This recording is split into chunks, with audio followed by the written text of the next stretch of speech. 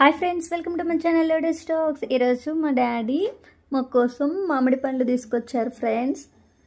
ఇవి కేజీకి 4 కాయలు వచ్చాయి. చాలా చాలా బాగున్నాయి, చాలా ఫ్రెష్గా కూడా ఉన్నాయి.